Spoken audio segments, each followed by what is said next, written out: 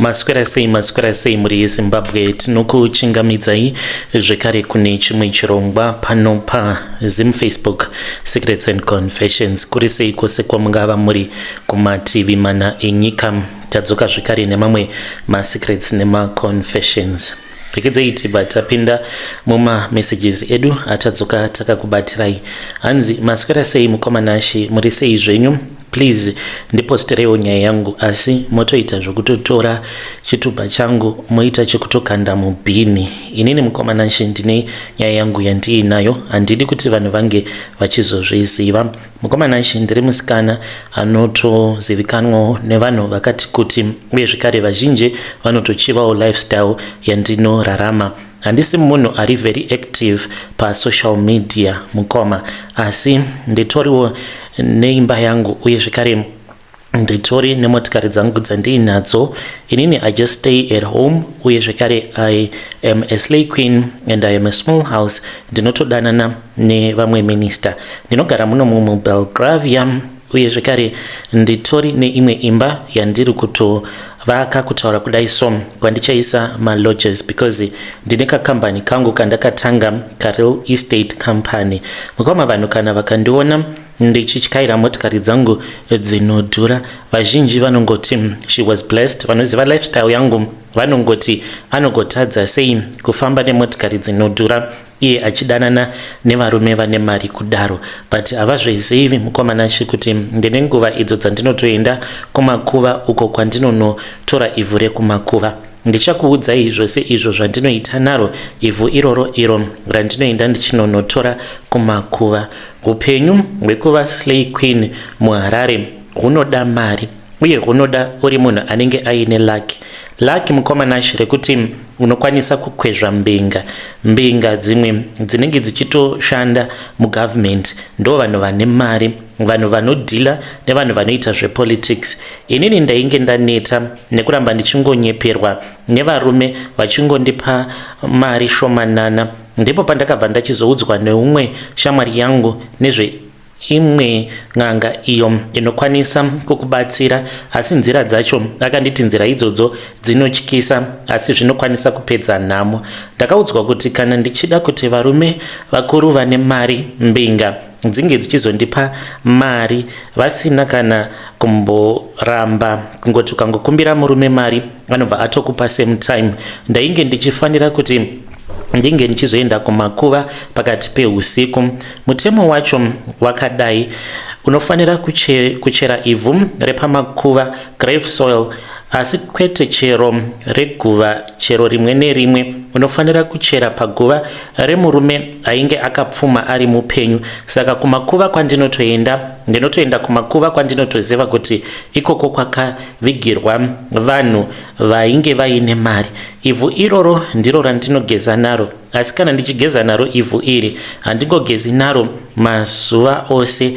Ndinofanira kuzogeza naro pamazuva awo andinenge ndichitevera maperiod days angu. Panguva iyoyo ropa rangu nemadhaga iwayo zvinozosanganiswa kuitira kuti zvinge zvichizoita kuti ndinge ndichizova attractive. Ndinenge ndava nemweya unenge uri pandiri. Mweya uyu unenge uri pandiri unotanga kudhonzera varume kwandiri semasvosve vanouya kwandiri. Kubva pandakatanga kuita zvinhu izvi, upenyu hwangu hwakabva hwanaka zvisingatauriki.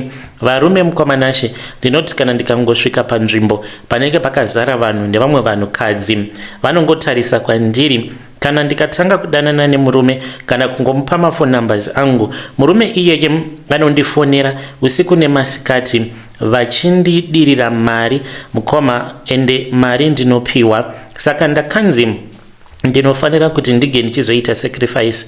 Iyi sacrifice ndinoita pagore roga roga. Pane mukadzi anenge achifanira kuti ange achizofa. Ndichakuudzai nyaya yakaitika last year, mainge muri muna November, apo pandakachekeresa umwe mukadzi wandakasangana naye kumbari. Ndichakuudzai kuti chii chakaitika. Asi pekutanga ndakachekeresa sister yangu, saka ndine hembe dzinodhura. Sometimes ndinokwanisa kuenda kana kuteke kungofambira kunotenga hembe. That is how rich I have become. Ndine pfuma, ndine mombe dzandakatengera hanzvadzi dzangu ndichiti tiri kuda kuti dzinza redu ringe richizovawo dzinza revanhu vakapfuma. Mukoma ndakasvika pakutenga imba iyi muBelgravia. Ndichati zvinhu izvi zvakaitika mainge muri mugore ra2017 apo pandakapedza kuita mhiko idzi. Ndapedza kuita mhiko idzodzo ndakabva ndachizotenga rimwe dress rinodhura, a designer dress randainge ndatenga kuDubai. Ndakaritenga ne$900. Dress iroro mukomana ashi rainge rakanaka ende rainge riine tumaglitters. Saka ndainge ndakaudzwa kuti dress iri ndaifanira kuti ndinge ndichizorisanganisa nemimwe mishonga. Saka mishonga iyoyo ndakaipiwa nen'anga iyo yakandibatsira mushure mekunge ndaenda nefriend yangu. Saka kuti ndinge ndichizowana laki revanhurume, laki rinoshanda neropa. Kana ukapiwa mushonga welaki, kana wakatombozora mafuta aya anonzi elaki, unofanira kuti unge uchitsvaka munhu waunoudza, noti zvekushoperwa. Wotoudza munhu iye kuti ndakamboshandisa mafuta elaki ogezeswa, because chinonzi laki laki rinongounzwa chete kana kuri kunzi panenge paine mhepo yemufi inenge yambonzi inge ichizoshanda newe, ndo inenge ichikupa laki, inenge ichita kuti unge uchifarirwa nepaunenge usingafanire kuti unge uchizofarirwa. Saka kunyange zvikanzi washandisa munhu akafa asiri wedzinza rako kana kahwani, zvinozokunetsa in the future wava kunzi uri munhu akaromba nekuti wakashandisa mweya umwe munhu.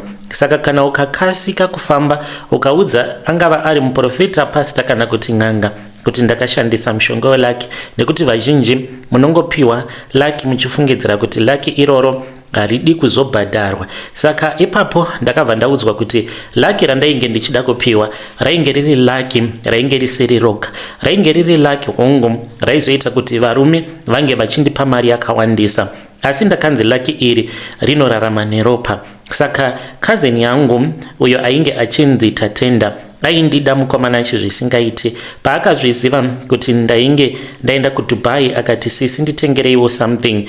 Ndakadzoka ndainge ndisina zvikuru zvandainge ndamutengera, akarwadziwa. Saka ndainge ndakamirira kuti kana yava birthday yake I would give it to him as a birthday gift.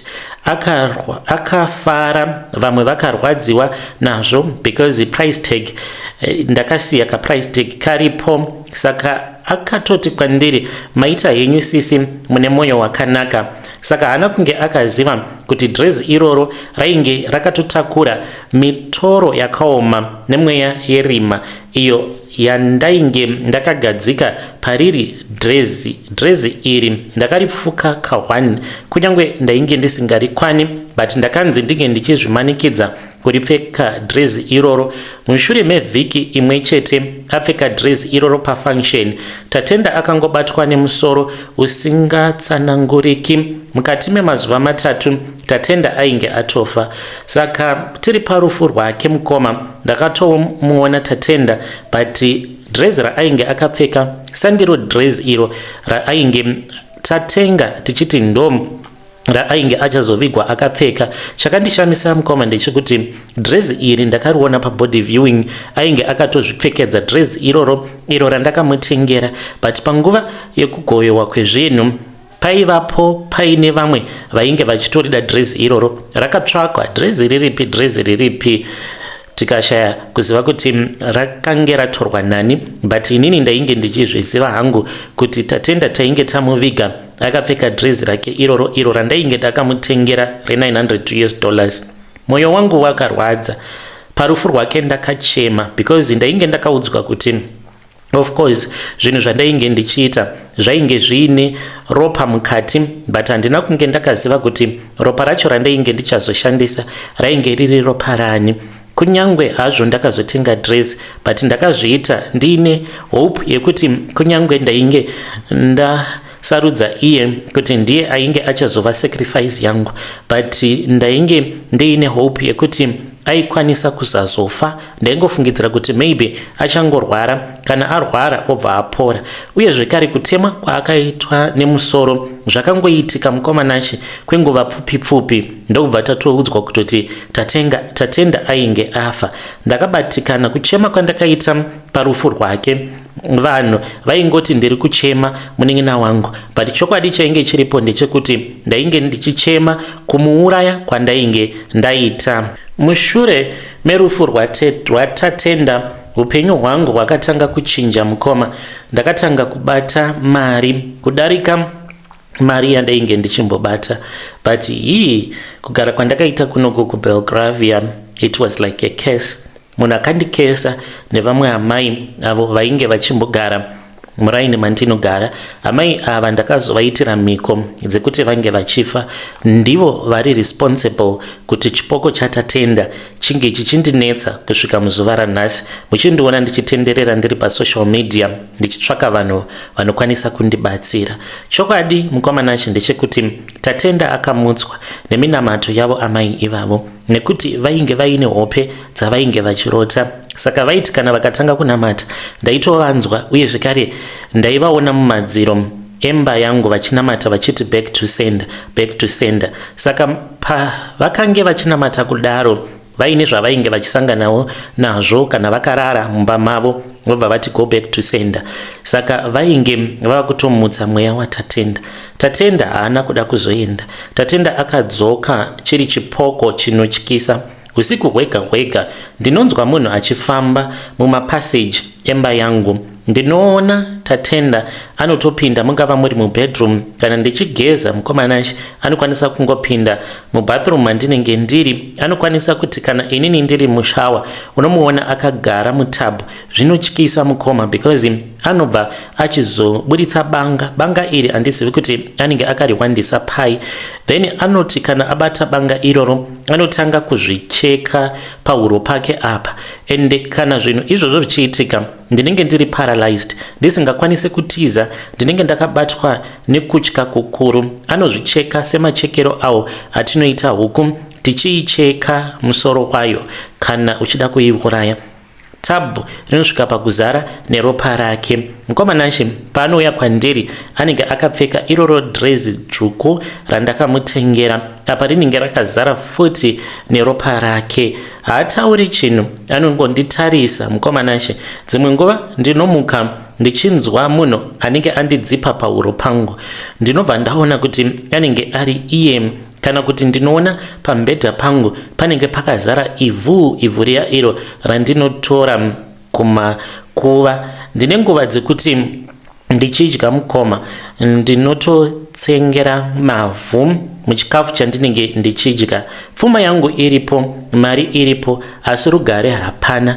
Ndinotya kana kudzima malights nekuti ndinobva ndaona tatenda anenge arimo akangonditarisa.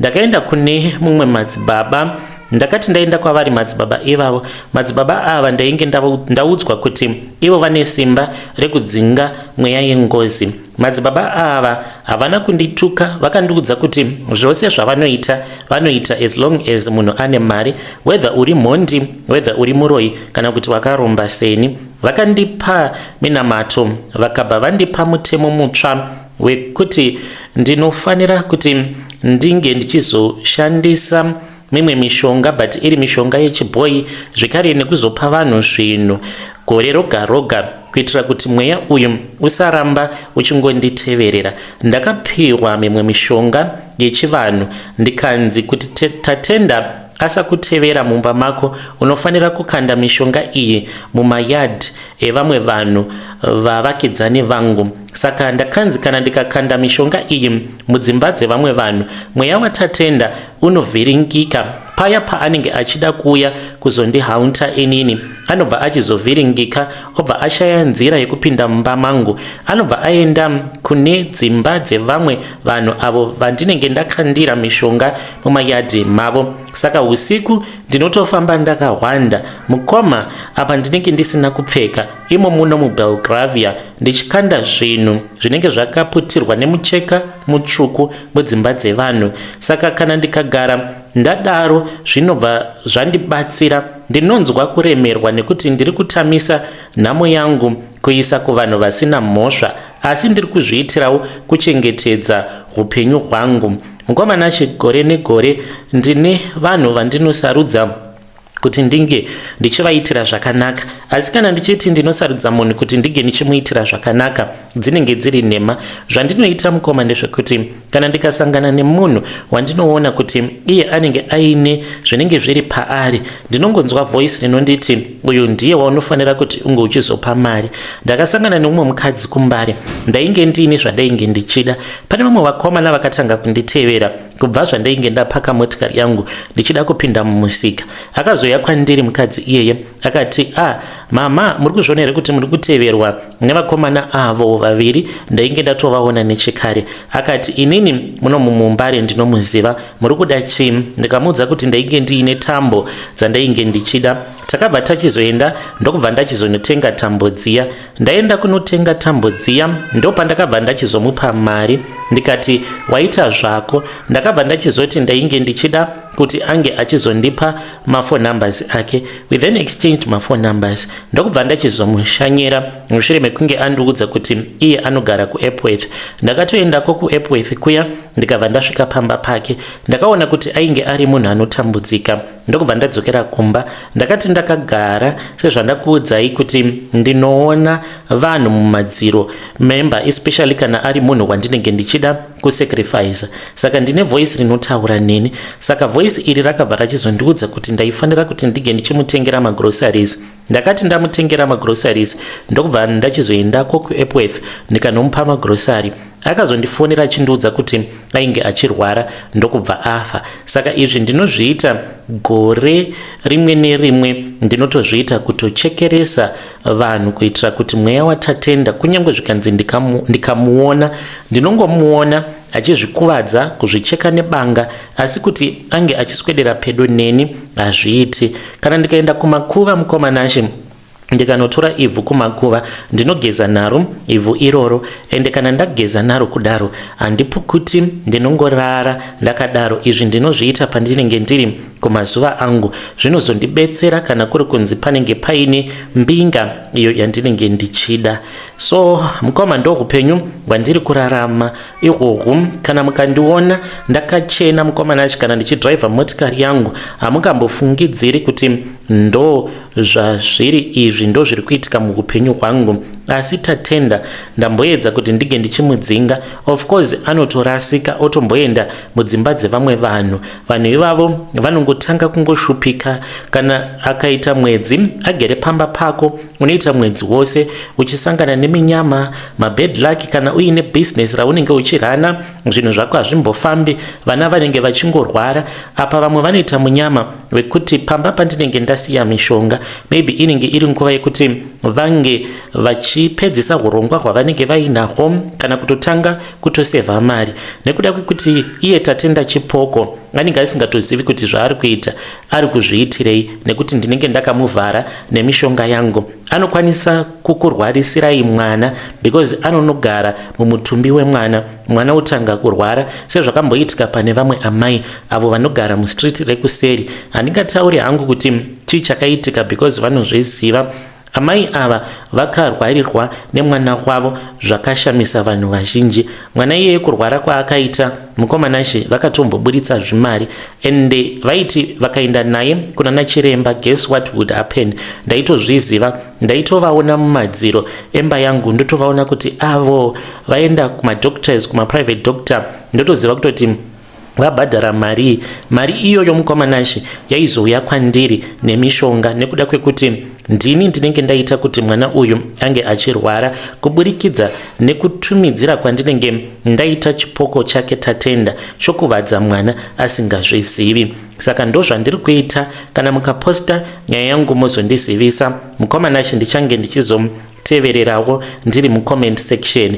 I hope kuti ndakwanisa kutsanangura nyaya yangu zvinonzwika. Yo vedare ndo message iyo yandakatumidzirwa ichibva kuna vahanzvadzi vedu. Hanzi ndakatsvakawo shortcut muupenyu.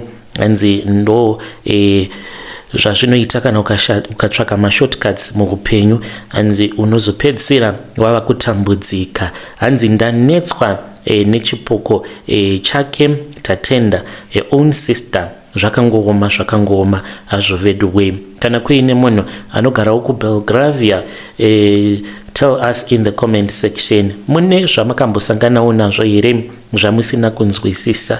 Hanzi musandibvunza kuti yadhi yangu muBelgravia iri papi chaizvo. Hanzi chingozivai kuti ndauya pano nesikireti yangu. Yo, regedzai tibva taenda panyedu inotevera. Nyedu inotevera yakamira sekudai so. Hanzi mukomana chimakadii zvenyu? Ininiwo ndinogara kuno kuUK, uye zvekare ndatadza kurara nekufunga. Moyo wangu mukomana acho ndine nguva dzekuti kana ndikatanga kufunga nezvayo nyaya iyi, moyo wangu unotanga kubaya kuita sekunge ndoda kuita panic attacks. Ininiwo ndiri mukadzi akaroorwa nemurume wangu, chizvarwawo chekuZimbabwe zvekare. Murume wangu anoshanda nesimba uye zvekare anondida zvisingaiti. Tava nemakore tiri kuno kuUK tichitsvaka raramo, asi dambudziko rakatanga makore mashoma adarika. Inini nemurume wangu takaita nguva yakareba tichitambura nekushaya mbereko. Takaenda kuzvipatara zvemuno muUK tichishandisa NHS, vakati tose takasimba, asi mwana akaramba kuuya. Ndipo pandakazopedzisira ndaendawo kuZimbabwe mukoma. Pane umwe prophet, vamwe papa vane mukurumbira vekuZimbabwe, saka vakange vauya kuno kuUK first time around, apo pandakakwanisa kuzobhadhara mari dzema 1-on-1. Saka muprofita uyu anozivikanwa nemunhu wose, uye zvekare vanhu vazhinji vanovafarira papa ava.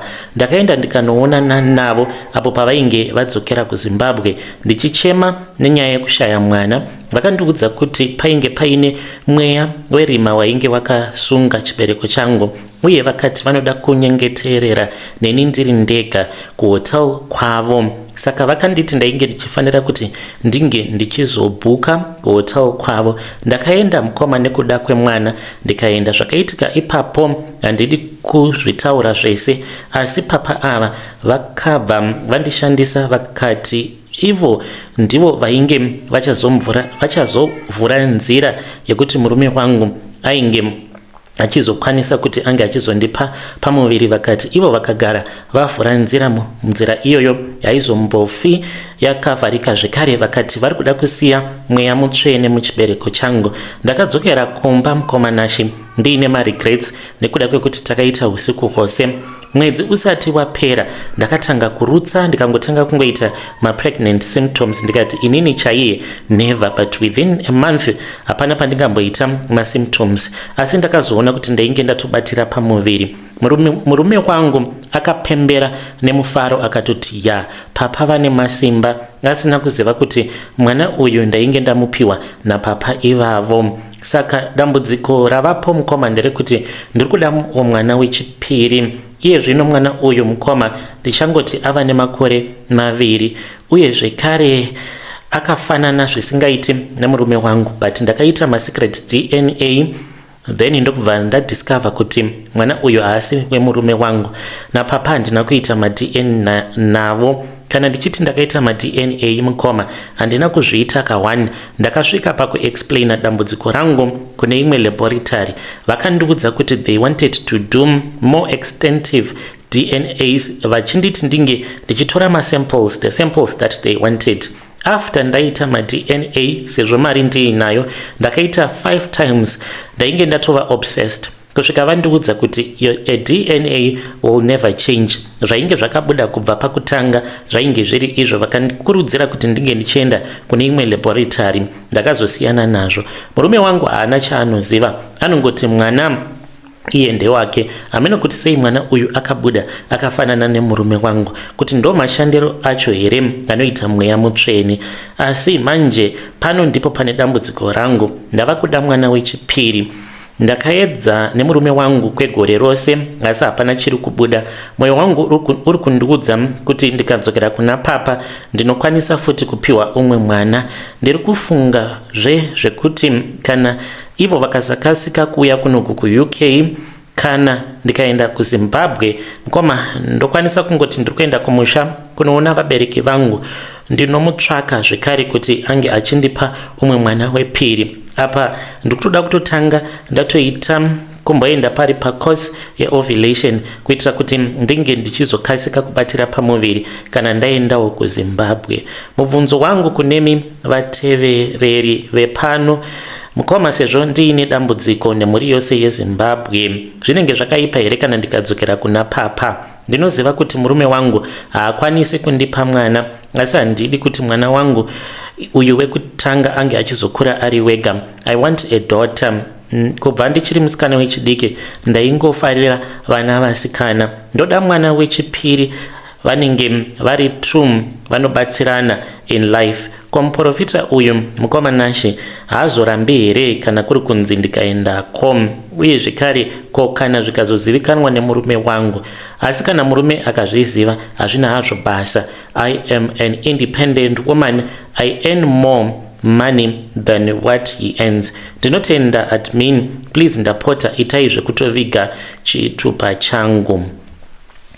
Hey vedare, ndo message iyo yandakatumidzirwa ichibva kuna vahanzvadzi vedu. Hanzi ndiri kuda kuti ndinge ndichidzokera ndinopiwa zvekare umwe mwana. Hanzi kunyangwe zvikazozivikanwa hazvo hazvina basa, because inini I am an independent woman. Chandiri kungoda hanzi ngavaite vaviri, at least ndikakwanisa kupiwa ari mwana musikana. Ko kana kuri kunzi mukadzokera kwavari papa vacho, then mobva manopiwa ari mwana mukomana, then munobva machizoita sei? Munodzokera here? Ko kana mukazodzokera 7 times zvakangoma ngazvo veduwe. Ngatitaurei navo mucomment section vahanzvadzi vedu ava. Regedzei tibva taenda panyedu inotevera. Nyedu inotevera yakamira sekudai so. Hanzi makadi zvenyu mukoma, please post my story makavigawo chitupa changu. Iyi inyaya yandakaudzwa nasekuru vangu avo vakafa vaine 85 years. Sekuru vakafa mainge muri mugore ra 2015. Sekuru vakandifonera vakati vainge vachida kuti ndige ndichidzoka kuZimbabwe. Ndakadzokera kuZimbabwe mukoma, vakanditi kana uchiuya kunoko handidi kuti unge uchiudza vanhu kuti uri munzira uri kuuya. Saka ndakanyarara, asi mudzimai wangu ainge achizviziva. Before that mudzimai wangu ainge aine hope dzainge akarota. Mukadzi wangu akandiudza kuti akarota ndiina sekuru vangu tainge tichifamba tichikwidza mugomo, asi takazoti tasvika mune rimwe bako, tapinda mubako imomo, hanzi ndokubva achizoona ndakamonerwa nenyoka. Sekuru vangu vachindiudza kuti usatya nyoka iyoyo nekuti inyoka yedzinza. Mukoma Nashi ndakabva ndachizoenda kumba.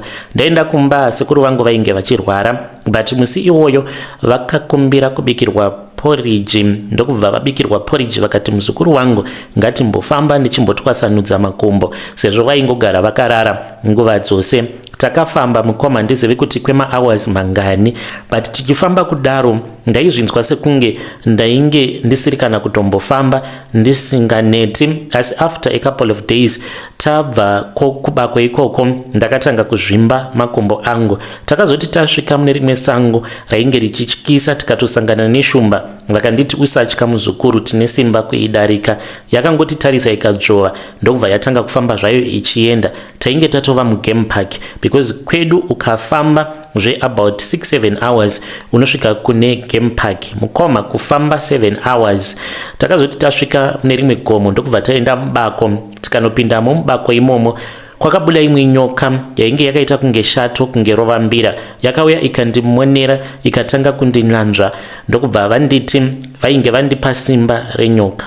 To this very day mukoma Nashi ndiri muzvina business, ndine mabusinesses angu awo andiinawo, ende ndinoti kana ndichitaura nemunhu uyo wandinenge ndichida kuti anga achindipa contract, kunyangwe ari murungu, unotoona murungu achibvunda nekuti anenge achinditya. Ndakapiwa simba renyoka iyoyo. Saka ndasvikawo pekuti ndava kuda kuudza hama kuti chinokonzeresa kuti mudzinza munge muchingofiwa muri muna July enhau yekuti mumusha mune nyoka. Nyoka iyi inouraya. Kana rusiri rufu runobva kuna Mwari mudzinza munokwanisa kuita kana 5 years 6 7 8 years pasina anenge ambofa, but iyo nyoka iyi sezvandakaudzwa nasekuru inouraya after each and every 5 years. Mwedzi iwoyo kana wangosvika panotowana munhu anofa. Iro rino gore ndiro gore rimwe rekuti pane munhu ari kufanira kuti ange achifa, uyo akapotswa nerufu last year muna July. Yo vedare, ndo message iyo yandakatumidzirwa ichibva kuna mukoma vedu. Ngatizamei kuti tinge tichitaura navo mukoma vedu ava mucomment section. Hanzi muna July kwavo kunofiwa, zvakangoma hazvo vedu we. Vedare, ndo ma messages atanga takakubatirai. Please make sure that you also comment in the comment section, nekulaika nekuviewa ma videos ese atinenge taposta. Zvinobatsira channel zvekare nevadiwa vateereri vanenge vakatumidzira ma messages avo.